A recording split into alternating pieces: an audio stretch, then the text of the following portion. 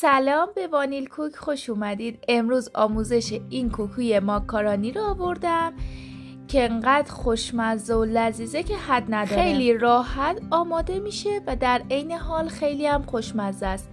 من که هر هفته درستش میکنم، انقدر که خانواده دوستش دارن. اگه هنوز پستم رو لایک نکردی لایک کن و بریم برای آموزشش.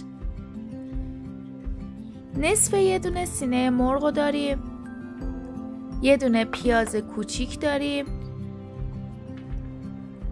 نمک و زردچوبه و فلفل دلمه‌ای رنگی که من از نصف اینو میخوام استفاده کنم، جعفری، ماکارونی طرحدار، حالا هر طرحی که خودتون دوست دارید، تخم مرغ داریم که 3 تا حالا من گذاشتم، ولی حالا اگه بیشتر لازم بود که باید بیشتر اضافه کنیم. بعد پنیر پیتزا. شما میتونید به جای مرغ از ژامبون یا سوسیس هم استفاده کنید. مرغا رو با یه دونه پیازی که داشتیم میذاریم تا قشنگ بپزه.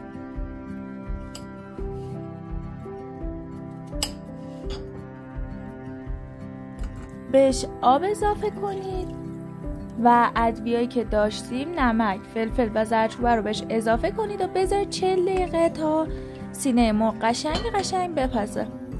آبم اینور من گذاشتم بجوشه برای ماکارونیا.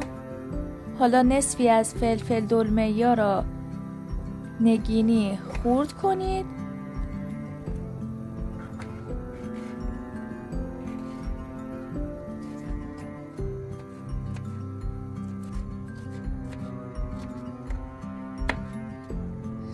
جعفریایی که داشتیم در حد 100 گرمه، اونا رو هم قشنگ خورد کنید، بذارید کنار.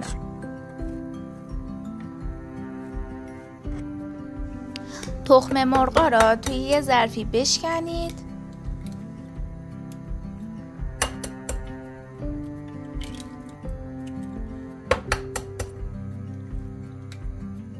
و با یه چنگال فقط در حدی که از لختگی در بیاد بزنید.